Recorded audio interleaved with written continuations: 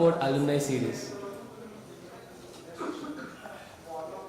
Good evening, everybody. Having a wonderful evening here today.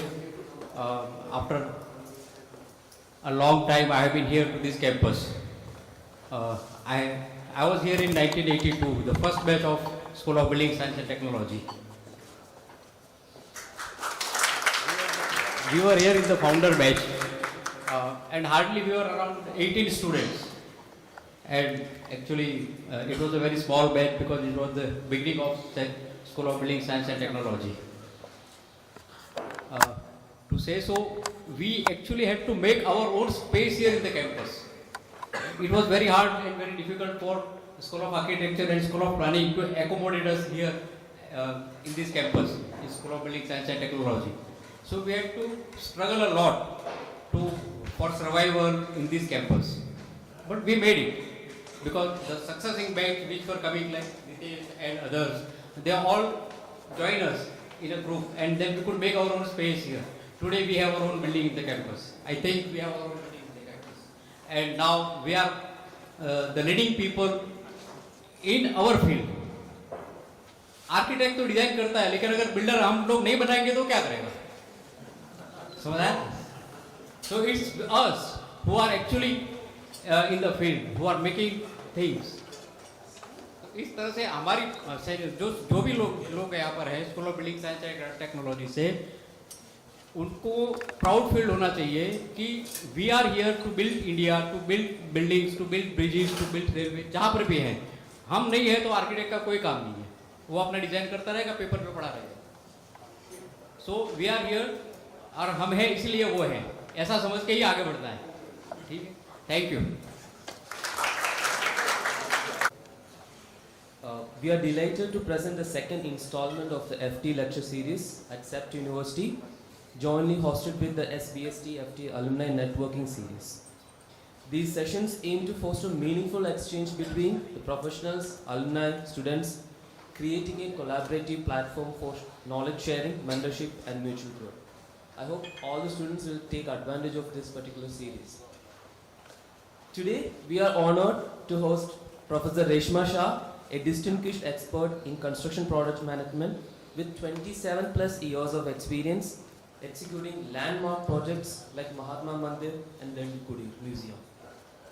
Currently, she is the project director for the Center of Excellence in Infrastructure at CRDF.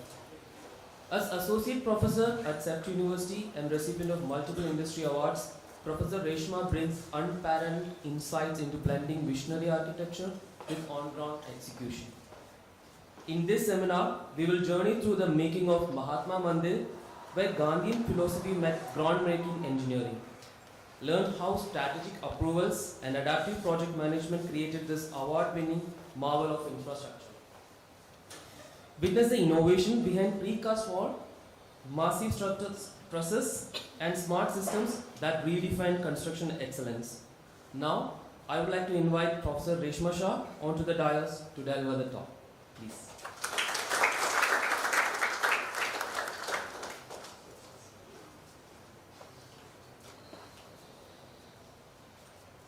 Thank you, everyone. Good evening and warm welcome to this presentation. I am thankful to Faculty of Technology as well as FT Alumni Association for making this possible. And I think it would give me a good chance to explain and showcase how this project was constructed.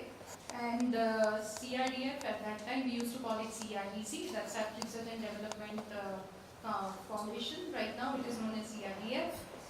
Was involved right from the beginning of this project, and we have completed almost 4 phases in coordination with Government of Gujarat. Basically, I'll give you the details how the project happened, the timeline, the major construction challenges which we faced, how design and project management collaborated to deliver the project on time. And there were multiple challenges which we had faced, and we sailed it through the right construction methodology which we used. So I'll give you a basic introduction to that and then explain you all 4 phases of the project. The most important thing is the need of the project, why this project was developed by Government of Gujarat. So Vibrant Gujarat started in 2003, conducted in Tagore Hall. and then the scale increased, and then it was shifted to Science City in 2005. So since starting of Vibrant Gujarat, CEPT is associated with Index B department. It's a government Gujarat department which hosts Vibrant Gujarat summits. Now during this phase, there was a need to construct a temporary structure. So 2005-7, they were constructed as a temporary one. And then once you do temporary construction, you don't get any output, in spite of investing so many man hours and the cost and multiple resources. So the feedback was taken at the end of the summit by Honorable Chief Minister, now a Prime Minister at present. And then he came up with an idea of developing a permanent structure. So the moment we ended 2009, there was a need generated to construct a permanent structure, and he very well gave us a mandate that 2011 should happen in a permanent construction work. So that's how the project got conceived. Now, when we conceived the project, initially it was decided to be constructed at Science City. So this is how the first step itself started with a challenge. So we had a tender prepared for Science City. Bids were also invited.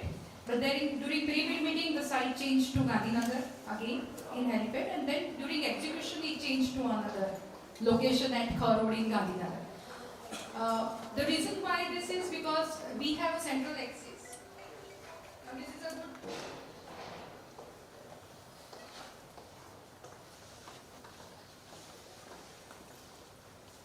This is the central axis.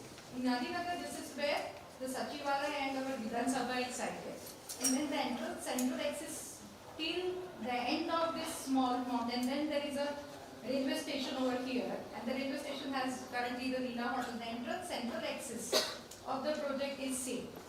We can match the central axis throughout. And during the presentation with Honorable Prime Minister at that time, the location was changed to the current location where the project has been constructed.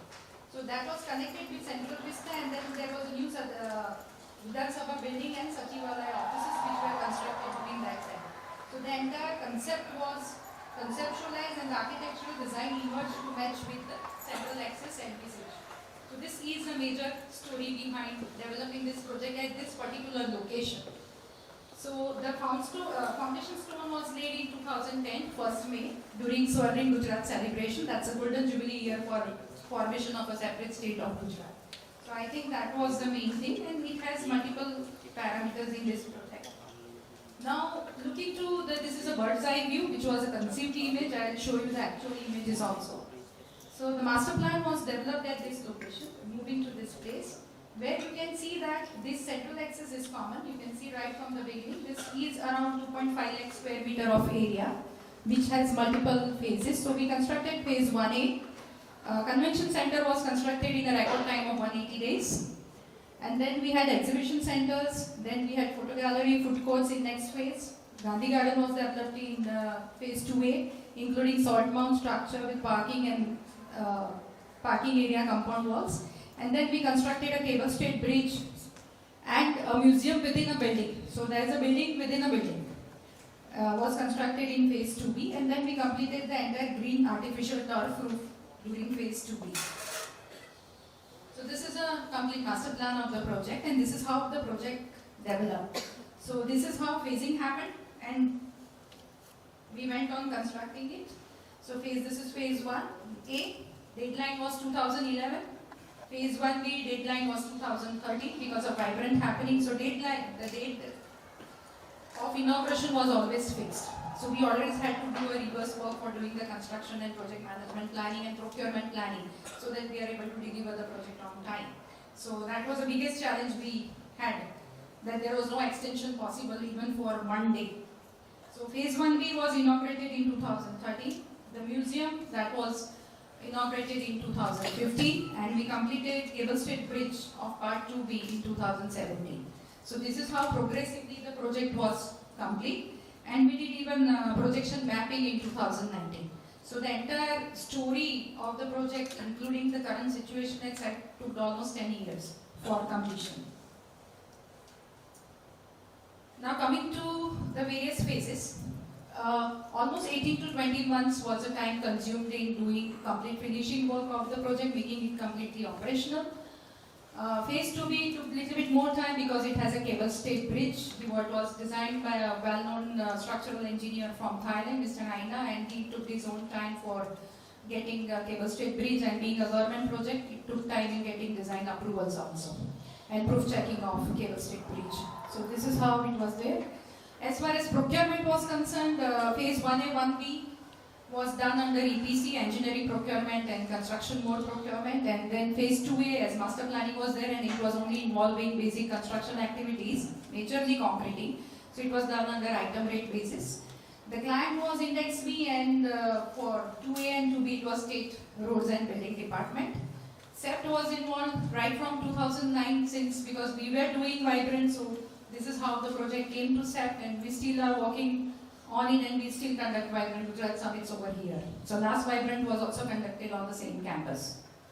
So the main contractors were Larsen and Tobro and Shapoorji and Partners, who were the main players who did the complete execution. Now as far as major challenges of the project was, the first and the foremost thing was change in the location. Multiple times the project changed. Once the location gets changed, there are a lot of contractual challenges which we face. So contract administration itself was a challenge to give sanctions to the contractors and see that your procurement things are in place. Second thing was, when we talked and when we designed the project for the first phase, it was never thought that a Gandhian philosophy has to be added in this project. But when we had a presentation with Honorable CM at that time, he said that there is nothing of Gandhiji in Gandhinagar, so let's bring some elements of Gandhiji so that future generation can correlate the elements when they visit to this campus with the philosophy of Gandhiji's life. Henceforth, Gandhian philosophy was introduced. So it became a biggest challenge for architects also. And then once the architects conceive it, it is always a challenge for us to construct. So timeline I told you was fixed, so that's the second. A lot of revisions and amendments came, so contract administration was very tough. Once these are all, EPC means it's a fast track project, fast track approvals are to be given, so parallelly design meetings, parallelly construction work starts. So design and construction was parallel thing, which we do normally. We do design, then we prepare a tender, and then the project goes into execution. But normally design and construction both was parallel in this phase. Land acquisition was a task because, as I told you, the last salt mount was under Railway Department, Central Ministry. Due to the change in the government also, we had BJP over here, Central was Congress, but still department worked very hard and we got the land from Railways Department at that time. So that was again, land acquisition itself was one of the challenging parameters. Lot of revisions in POQ, lot of project scheduling, management, contingency plan, catch-up plans, doing delay analysis, working out. The catch-up plan was day-to-day task. And then later on, yes, of course, when design changes, we have claim management from the contractors, but luckily we had amicably solved on the table by having conciliation. No arbitration, no accident has happened on this site till date during construction, and no contractual claims legally challenged in court of law. So that was again a good sign of this project at the end of the day. Multidisciplinary team management, because you need architects, you need structural engineers, you need METF engineers, so it's totally an integrated project management case study. And then of course, when you have a huge construction work, the labor requirements was anytime ranging from 1,000 to 2,300 people. So that was a labor which was there. Labor colony was established at site. So everything was done parallelly along with the site only, so that we are able to do 24/7 work. So this was the first location, Science City. Then when it was in pre-bid meeting, the second location at Helipad, Gandhinagar was given, and then finally we have constructed at this place. We mind the central axis. Now a little bit I'll give you an insight into Gandhian philosophy, what were the main parameters. I'll not go into that, but then yes, there are something which might be of interest to all of you. Basically, if you can see, Gandhiji's lathi was never straight, so it had already an inclination. So we were given a mandate to say that the columns should be inclined by 15 degrees and 17 degrees. A lot of research happened that what should be even the angle of inclination, and finally 15 degree was finalized. So all the columns which are there in this structure in Mahatma Mandir entire project resembles the inclination which the Gandhiji's lathi had. Then it is a Gandhiji always used to gather people. So this is a gathering place. So that's how international, national conferences, seminars, Yesterday even tourism fair was inaugurated here. So it is basically used for gathering of people and doing multiple activities throughout there. Self-sustainability, freedom, then there is something called Dandi March. I think that's again an important parameter. That we had a Dandi March from Aslali, Ahmedabad to Dandi, and Gandhiji crossed 42 villages to reach till Dandi for doing our salt satyagraha. So even if you see my phase 1A columns, there are 42 in numbers. So even each and every number of columns, the number of things resemble somewhere to Gandhian life. So a lot of philosophy went, and hence, as I showed you, the inclined columns depict the Nati of Mahatma Gandhi and depict the Dandi March. So Salt Mount was also envisaged. Here you can see the Lotus Temple in Delhi was studied for developing the scale and the proportion, because a lot of architects also do a lot of research and work in developing the size and the scale of the project. So Lotus Temple was kept in mind. And then even the mounds made up of actual salt and the seashore. So whatever salts are being generated and what are the normal sizes and scales, that was thought of. Then Gandhi Garden was also developed. So Gandhi Garden was developed in 0 to 7 meters range, and 11 number of terraces are there. Again, 11 numbers represent 11 vows of Gandhiji: non-violence, truth, self-reliance, equality to all religions, non-touchability. So these are all these 11 major principles of Gandhiji. So even the 11 number of terraces resembles 11 vows of Gandhiji. I'm just giving you a quick idea. So this is how the layouts emerged and master planning developed. And this is the final master plan which has been developed and which is at on-site. So this is the final master plan with Salt Mount Internal Museum. Right? This is Exhibition 1, Exhibition 2, this is Convention Center. This part of blue was constructed during Vibrant 2011. This yellow component and this blue component inaugurated in 2013. The green component again inaugurated in 2013, and the internal happened in 2015, and this bridge which is connecting these salt mount was completed by 2017. So this is what I told you, that 43 column is the tallest, which will be cynosure to the eyes. It represents a culmination of Dandi March. So these are the Dandi March startup, which it reaches to Dandi from Aslali. This you can see the stick of Gandhiji with inclination, and these are the number of columns which you can see. So this is how it resembles. So these were all the conceptual images which I am telling you, depending upon the concept of the life of Gandhiji. So gathering people. So even in here, in Vibrant, we have a number of crowd, and routine also now we have a number of crowd visiting this place. This was again a salt mount which was constructed. It is an RCC conical shell with 42-meter height. And this is the external mount which houses offices, services, utilities, everything. So this is an external mount. We call it as an internal mount, but we typically call it as a salt mount. And then we have a water body. And this entire museum is connected by a pedestrian cable-stayed bridge. So these are the number of terrace gardens which I was talking about. This was a conceived image. Right, you can see that it's ranging from 0 to 7 meters. Again, based on 11 vows of Gandhiji. Right, and this Gandhi garden is yet to be completed, right, but there are 79 installations which might come up in future, but again we thought of 79 art installation because Gandhiji lived for 79 years. So even it is documented that which part of Gandhiji's life, his childhood, his middle age and his last age and his freedom fighting major movements installations will come up. Again, for gathering, we have an amphitheater in between. These are all water bodies. And this is an amphitheater, and a lot of cultural programs happens at this amphitheater in Mahatma Mandir. So this is again around 5,000 square meters of area. So, cable-stayed bridge. Why cable-stayed bridge? Because the charkha was always kept in the core.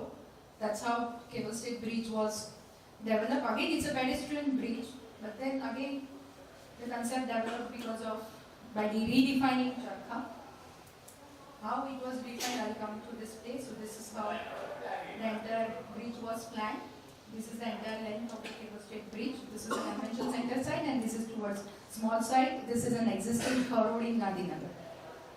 So this is charkha, threads spun by charkha, and the concrete deck is considered as a woven cloth. So this is how everything was planned, designed and constructed. And these wind turbines were specially made for this purpose, that some amount of energy we can gain through natural wind as well as through battery power.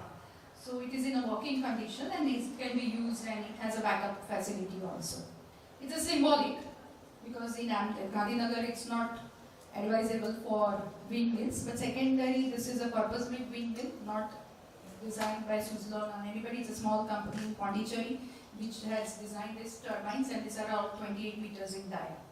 So these are windmills, operational, these are cables, right, made from OBM from China. And these threads are your cable strings. So this is finally the conceived image, how it was integrated. And this is how you can see today. So that was a conceived image, and this is how actually it has been done. This is a drone photograph based on the current site scenario. We have landscape garden over here. This is the Khur road. Again, it was a straight road, but given the inclination so that people can stand and see the project. And this is open. This is Mahatma Mandir project, again with a green turf. It's bigger than a football field. It's 45,000 square meters. And this is the actual conceived image of Gandhinagar. So once conceived, this is the final construction photograph. Now coming to the technical parameters, as far as convention center is concerned, it has main convention hall for citing 6,000 people. It's a columnless structure. Then we have 4 seminar halls, capacity to 400 to 500 people. We have 3 exhibition centers. We have 7 conferences rooms, right? And the construction technique which was used to cope up with the construction parameter was RCC. Precast RCC has been used, right? We had 184 numbers of 15 inclined columns, RCC columns. All columns are inclined. With bare concrete finish, we had steel truss roofs to be constructed for exhibition halls and convention halls. We have RCC composite deck. We used metal deck roof so that we can save the staging and it can ease in construction. That's why metal deck composite slab was used. We have 19 meter high curtain glazing work. The most important thing, it was first of its kind in Asia, where we had 11.2 meters acoustic movable hall. So 6,000 capacity hall can be converted within 20 minutes into 3 halls. And these are all acoustic walls designed with 85 dB. So again, as far as acoustics is concerned, it was a quite challenge, but then it could be achieved, and we can immediately convert it into 3 multi-facility halls. Apart from basic services, we have sound reinforcement system, we have video distribution, CCTV, PA, public address system, access control system, fire alarm system. So a lot of services are also there. And a lot of mechanization was used in this project. Basic green features were definitely taken care of while designing architects. I think they did a lot of solar analysis, and then we defined which type of DGU to be used for constructing this building. Insulation was given on roofs and walls. Right, rainwater harvesting has been done, stormwater drainage has been done. Wastewater is getting recycled, and obviously we had power from windmills. Apart from that, the concrete had used fly ash and everything. So all those things were taken care of. This is the basic project process flow from initiation, planning, execution, controlling and closing phase, and then again operation and maintenance phase was attached with this project. Normally in project life cycle we always thought about 4 phases major, but then the 5th phase is very important, that is operation and maintenance. Quickly I'll just give you the challenges, because the project, my presentation is majorly based on the challenges. I will just give you an insight into the quantum of work which went in designing and review of designs and everything. So there was a design management process in place where we had to review preliminary conceptual drawings. Once they are approved, then comes your detailed working drawings, and then you release GFC drawings. So the entire planning was done. This is an example of phase 2B. So we had reviewed and processed through 2,600 drawings in 8 months. So daily 15 drawings were being reviewed, because design and construction was simultaneously. And the construction was never easy. How we adopted construction techniques, it will follow. But as far as CEPT record is concerned, we were given 14 days to review, and entire CEPT team could do within average 3.25 days. So CEPT contributed in managing design and time management of this project, and it was quietly acknowledged by government authorities also. And we in CRDF also, we have a multidisciplinary team comprises of various consultants. on this project. This is how we used to manage catch-up plan, delay. We used to do a lot of delay analysis and have catch-up plan and contingency plan for the delay which is happening on day-to-day basis. We used to talk with L&D, we used to talk with Shapoorji. The systems were framed. Of course, we had softwares to be used, but finally the Excel helped us in monitoring it. Day-to-day outputs, we even had a catch-up plan ready, even in terms of productivity. One thing is requirement of manpower, but if you have manpower, what should be the square meter area? So that's very important to get output at the site. So when we always talk about getting timely delivery on project, we have to talk with quantity. So procurement of lead items, long lead items was monitored. So these are a few examples I'm giving. Summarize phase 1A, then we had total concreting of 40,000 cubic meter, reinforcement was 4,000 metric ton, structural work, steel structure was 3,200 metric ton, formwork 2,200. Man hours, if I say, is 1.05 crore safe man hours. Not a single incident has happened on site. Staff, technical staff involved was around 3.2 lakh square. This is of all including CEPT, L&D and government staff. We had 17 cranes. At that time, scissor lifts were very new in India, so we had used 12 scissor lifts to do the construction. It was newly invented equipment which is useful for constructing high height projects. So in-house concrete batching plant, and we had precasting yard at site. So these are all finishing photographs of the main hall. You can see all services installed. This is how we divide with an acoustic movable wall, and we can convert it to 3 multi-facility halls. This is an exhibition hall where you can see the steel spanning. Built-up sections are used for steel truss, and this is a composite deck roof. And this is the staircase which leads to the first floor. This is phase 1B. This is again huge quantum of work, 6 cranes, 4 scissor lifts, again in-house, concrete batching, precast yard, total concreting, reinforcement requirements, and man hours. This is the present day construction. This is all the 185 columns. The central spine is the most important spine which is connected of all inclined concrete columns. This is the footboard photograph. This is a connecting bridge. This is how it has been finished right now. This is just the current photographs. This vibrant. These are all during construction photographs, so you can understand and appreciate the type of formwork and the staging used. Heavy-duty steel towers were used for scaffolding. We had timber and steel formwork. This is the construction sequence of the columns which were being undertaken at site. You can see the inclination, and you can see the cranes which have been working over here. So these are all during construction site photographs with multiple finishing work commencing over here, because we already had inbuilt steel sections, built-up sections, and you can see this is a scissor lift which has during construction. So there was a lot of space available so that we can commence finishing works and services work. This is the erection of precast RCC panels. So we had 2 types of precast RCC panels, one for the inclined surface and one for the vertical surface. So rhomboid as well as rectangular panels were used. So these are all the panels. These are the typical built-up sections with butt welding was used. This is a unique feature. I was talking about deck slab, which eliminated the complete need of a formwork, and it itself acted as a left-in-place formwork. So no extra shuttering was required, as decking acted as a permanent formwork for us. These are the length and the height of curtain glazing. We had used double glass units at that time with almost 28 mm thickness of 2 glass, 8 strengthened on the outer side, and internal it was a clear glass with 12 mm space between the 2 glass frames. These are the photographs of curtain glazing.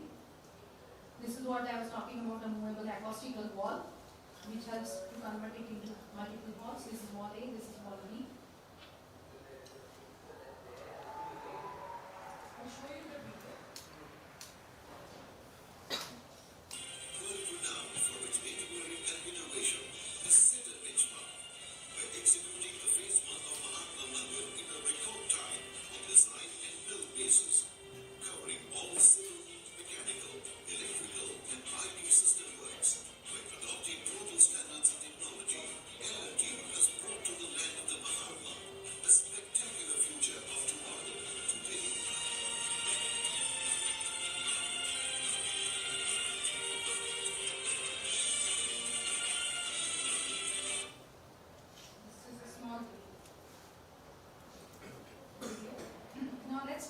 phase 2A, where we had salt mount.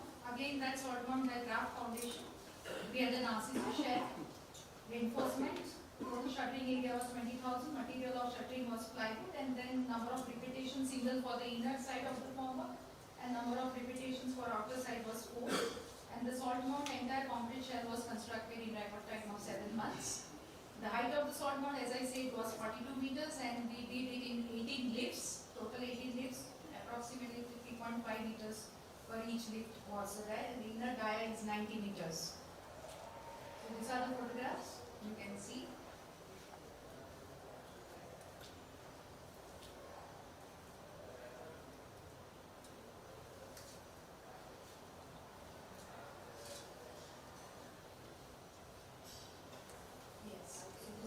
Foundation, which was used for RCC conical shell. Now the most important challenging part here was to maintain the total station survey. The entire center unit, we used to maintain it fixed. It was fixed with a proper foundation so that there is no change in the movement, or even the scaffolding could impact the way, because people were climbing and checking for total station survey. So center total station tower was fixed, and from this location we used to work out the height of each and every lift.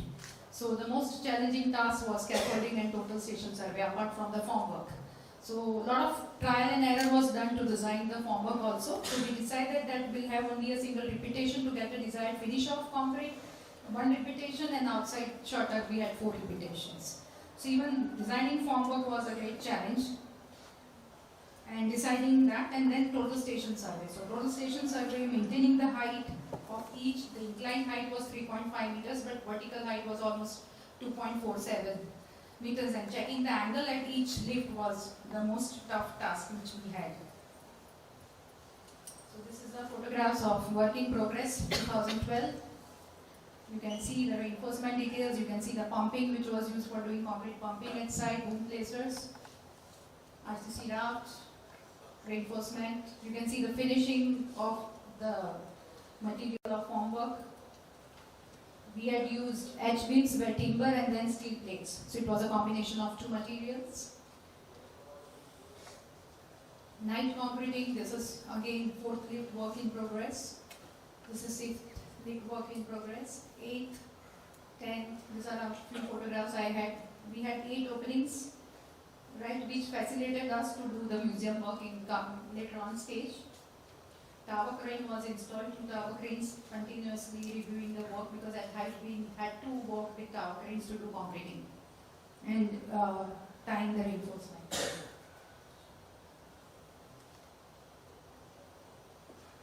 Yes, and this is the 18 lift work. Staging itself was a challenge.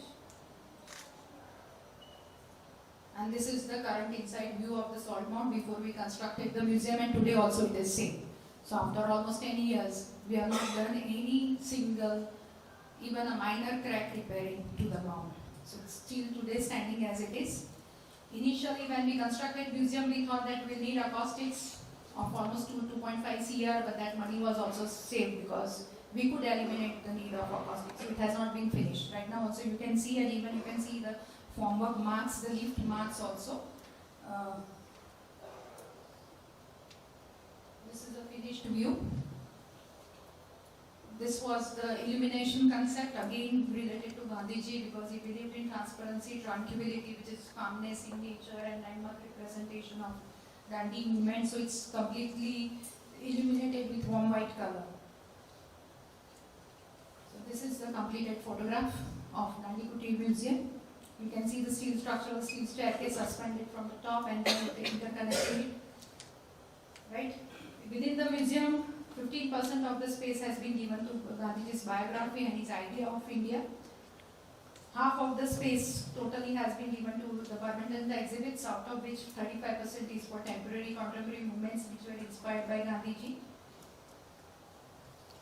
In a nutshell, if I would try to explain the visitor museum experience, it is 82 meters with 14 multimedia technologies, and the visitor movement plan was thought from the top floor. We have orientation room at the floor 3, then the visitor comes to floor 2, then 1, and then at 0 level. So Mohandas to Mahatma, the entire journey of Mohandas and his domestic life has been depicted on the third floor. Mohandas to Mahatma, Gandhiji's and his community Satyagraha is depicted on the second floor. And Mahatma and National Satyagraha has been depicted on ground floor, that's first floor. And the world people, what does they talk about Gandhiji? What are the different views of people across the globe have been cited at zero level. So this is how the entire museum has been constructed, 10,700 square meter area. And this was another challenge because you had to construct a building within the building. Again, timeline was critical because it was to be inaugurated in 2015. So this is just one of my slides which talks about the planned activities. The first lab was delayed 25th August. It happened on 2nd September. Another was 8th. It happened on 19th, 22nd and 26th. But we could complete it earlier before the time by changing the concrete grade from M40 to M50. And then we use a single formwork system. We didn't replace the formwork and then the complete staging was removed after 18 days. So that helped us. So a lot of changes happened to achieve the timeline of the project.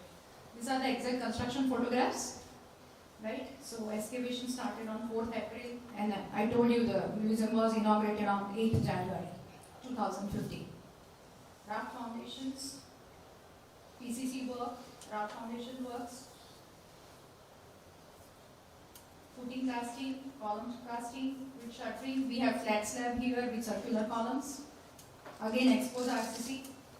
These are the staging photographs. You can see 3rd October, 2nd September, 19th September, 26th September, 3rd October, and you can see the photograph of 21st October, where we completed the complete staging and everything. Here we had used plastic formwork to get this type of concrete finish. Semi-week work started from 18th November. You can see an electrical, HVAC, DLV, fire, all services in place. We had acoustics grading also. We had suspended staircase parallelly working, which was fabricated in Haryana and brought here and then installed inside. So 3D mapping rooms. These are all completed photographs of the museum. As on date, the same similar situation is there. We had M30 grade 4 salt mount, M40 for sand mount, M30 for sand mount. Piles of cable stayed bridge was M40. Pile tapes M40, piers M40, pylons M50, and deck slab M50. Another challenge in this was artificial rough top. We brought it from Madrid, and another base technology was this has been the top comes in 4-meter rolls, and they come in a length of 40 meters. So the entire joinery happened with a stitching and not with gluing. Exactly only at the perimeter we have used gluing, but all this turf has been stitched together at site. Seamless technology was used so that you can get a look and feel at this level. So entirely it was again a big challenge of doing this much stitching at site because stitching has more durability compared to the gluing. And this would impact the waterproofing below. We had a lot of floor drains also because you have to dispose of your rainwater. So we had not covered floor drains with turf. Now coming to the pylon, the cable stayed bridge. It has a column-free span of 100 meters over furrowed on one side of the pylon and another has a 50-meter length.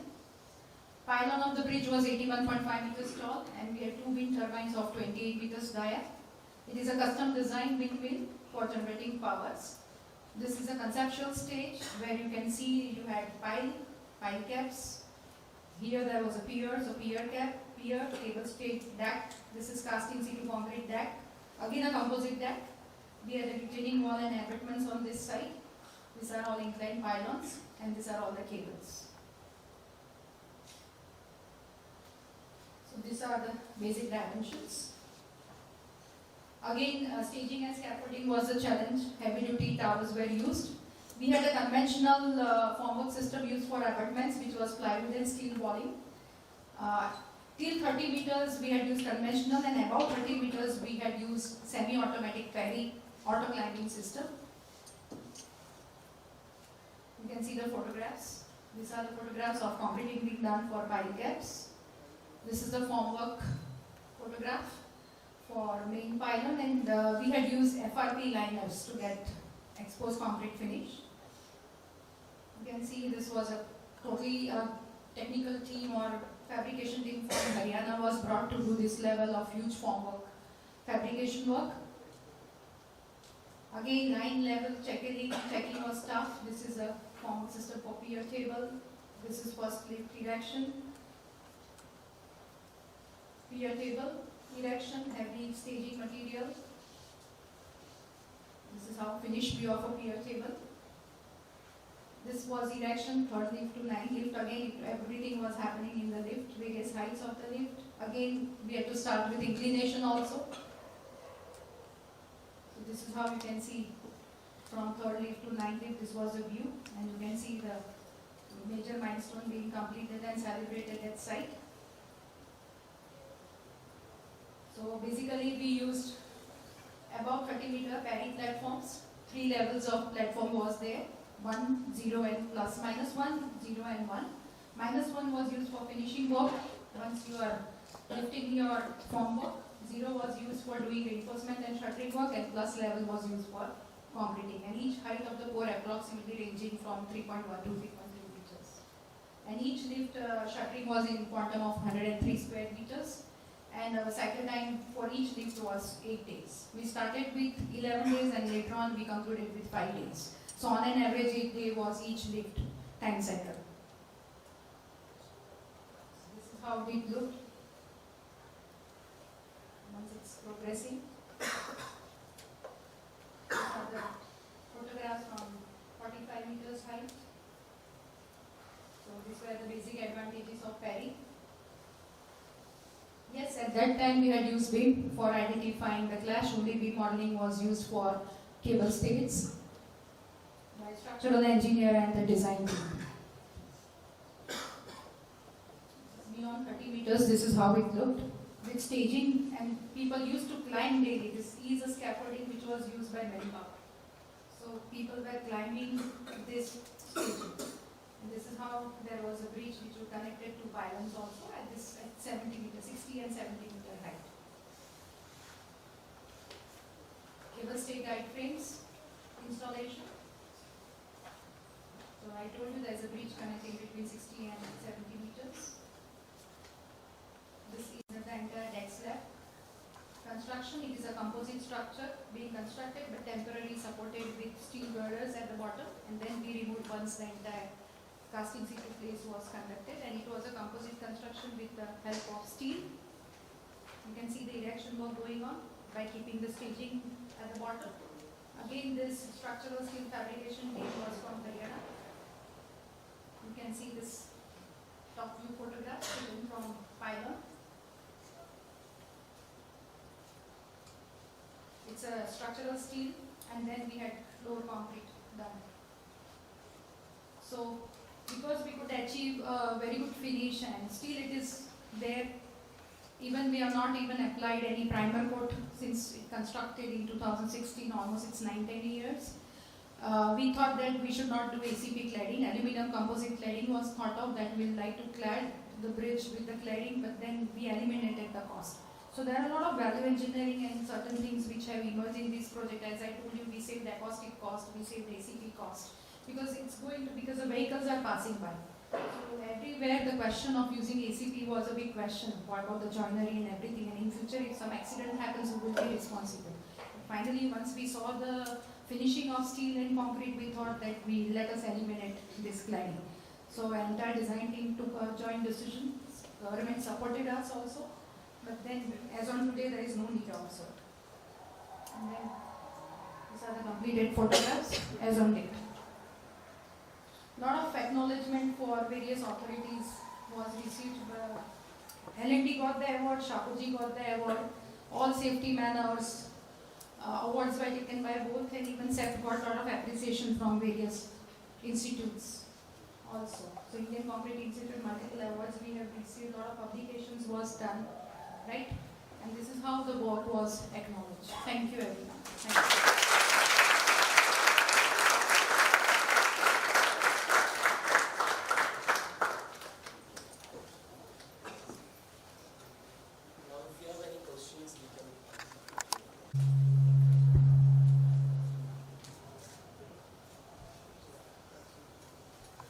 locations, because we had used self-compacting concrete for columns because it was difficult to concrete at a height. So we had some issue of shrinkage cracks, nothing else. But it is part of concrete maturing. At that time, luckily, we were privileged to have Professor C.V. Shah with us. So he's a concrete man, and he was the person who checked the concrete design mix from CEPT side. So thanks to Professor C.V. Shah.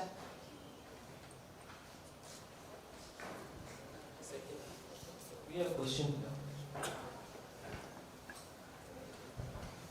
So what was the major challenge faced during the construction of the inclined bridge, inclined tower of the bridge? Maintaining the alignment. Maintaining the alignment through total station survey. So you have to check all your alignment and dimensions through total station, and operating total station at this height was the biggest challenge. And automatic climbing formwork system do take care of. Nowadays in Mumbai also you have 80 stories, 70 story buildings. So automatic climbing takes care of all the requirement which is required for doing concreting, reinforcement and formwork. But when you do work in inclination, the alignment and maintaining the line and level of the work was the biggest challenge which we faced. So even 8-day cycle time involved 2 to 3 days of checking. It includes the checking. And this work was happening almost 16 to 18 hours a day. So that is all part of 8 days. Otherwise, if you work for 8 hours, 8 days would become 16 days. So that was the biggest challenge.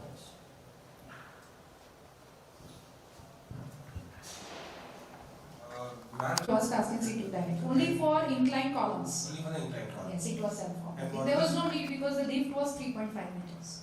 Okay. So that was the reason. There was no need of self-compacting No, concrete. We could do good vibration also. We could use needle vibrator because of the thickness. So was the shape sort of tapering, was it thicker at the bottom and narrower at the top? It was throughout same. It was Only throughout at raft slab junction, the base, the first lift had a large section because you have to integrate your thickness with raft foundation. So that was wide. Otherwise, it was uniform throughout. It is a uniform thickness throughout. Okay. And how do you take care of air bubbles on the outer side? Because let's say if it's inclined on the other side, the bottom side will have very nice surface form finish, but the outer side will have a lot of air bubbles.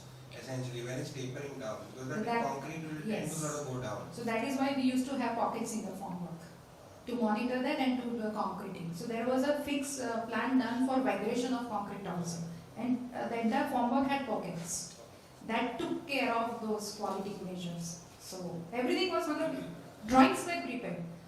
We might have prepared more than 110 drawings of formwork for South Point.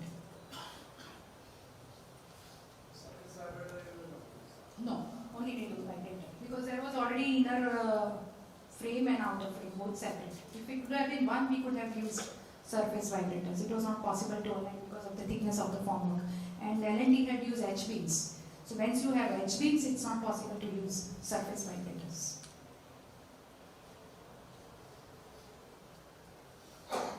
We can take up one more question.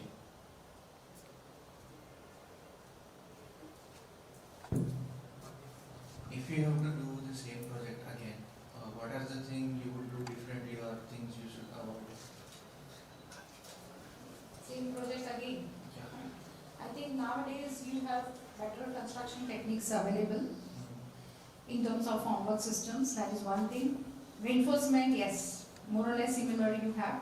But I would say the procurement cycle could have been different because we had every time used to do tendering, getting the contractor, preparing the master plan. See, master plan is prepared by one architect and then it is being executed by 2 contractors. So to carry one master plan for 8 years and 10 years is a tough task. So if you do, you develop in such a way that even though you evolve work packages, but you give it to a single agency.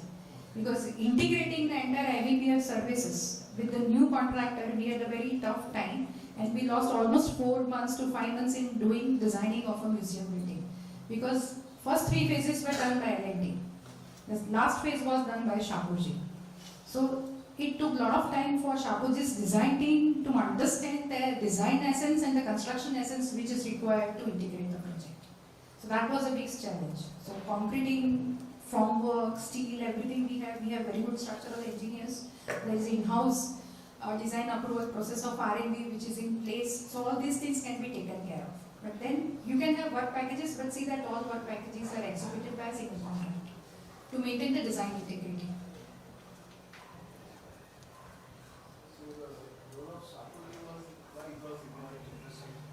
No, government could not give contract to only one agency. If this was public tender has to happen for each phase.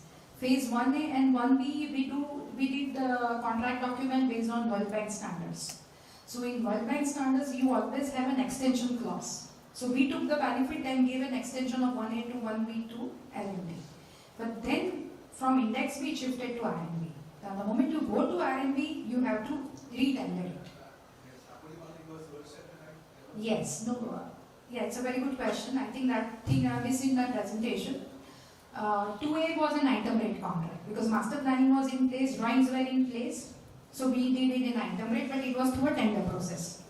2B also being an R&B, they re-tender it. L&T, Shapurji, Ahubaliya, then we had one more construction, Nagarjuna Construction Company. We used to get 3-4 bidders throughout the competition. All contractors in this project. The first thing which CEPT brought in the government was a hiring contractor through QCBS process. So normally QCBS is a process which is used to hire consultants, not contractors. But these are very design-intensive projects, time-bound projects. So we introduced QCBS. And QCBS was in tune of 60-40% and 50-50%. So first phase 1A, 1B, EPC through QCBS, 2A also through QCBS. So H1 bidder got the work, not necessarily the lowest bidder. I think that is one thing which favored this project. But it was very challenging to convince R&D for QCBS. But finally now they are doing design projects, even our Statue of Unity was done through a QCBS process. So nowadays in government at least they are using QCBS projects for hiring contractors for multiple different level of projects. Yes, exactly. Yes. It was through tremendous fights, tremendous brainstorming sessions. Deadline was fixed. Even we had to impose liquidated damages also on the Shapurji, but Shapurji committed that we will finish the project on time. So first LD was not levied, even though it was on paper, but they committed that they will pay LD if they are not able to complete the project. But then 24/7 work, I told you, CEPT cleared all the drawings in a time span of 3.2 days instead of 14 days. And their design team was stationed in Ahmedabad. So entire construction and design team had to be stationed in Ahmedabad to get the design out. Because design and construction was parallel. The moment you release GFC, tomorrow it will go into execution. So that was the fast track nature of this project. But yes, we lost 3 to 4 months bringing Shapurji on the same platform. That's the reason I say that government procurement should change when we do this type of projects.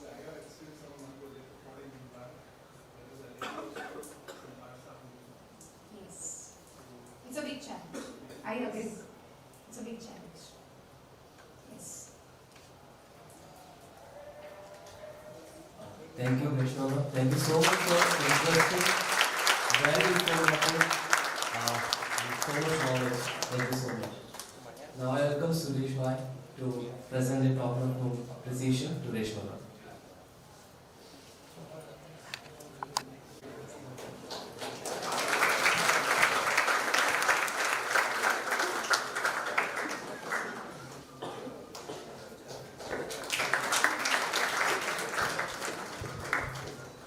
Thank you to Anil ma'am, CEPT team. Suresh Bhai is a chairman of world. There is a one iconic building coming in the Jaspur, world tallest temple, 133 meter, and he is a chairman of that planning and construction. And I am an architect is from Dubai. Basically, I am from 84 batch of SBST, but I am right now in the designing field, architecture and interior designing. We are the local architect for this project, and it is a good opportunity for all students. On between 1st to 5th September, we have a largest mass concreting of 20,000 square meter. we are going to cast 20,000 cubic meter in 4 days. Right? It is going to be a single port, and it is a controlled concrete, around 27-28 degrees. We have to maintain that temperature for the whole concrete. I would like to invite you all to visit the site when the process is out. So there are many things to learn how we are going to manage this. There will be around 15 RMC plants will be operating 24 hours to complete this task. PSP. Thank you very much. We will see you again in the next month. Thank you. On behalf of SBST and FT, thank you, Reshma.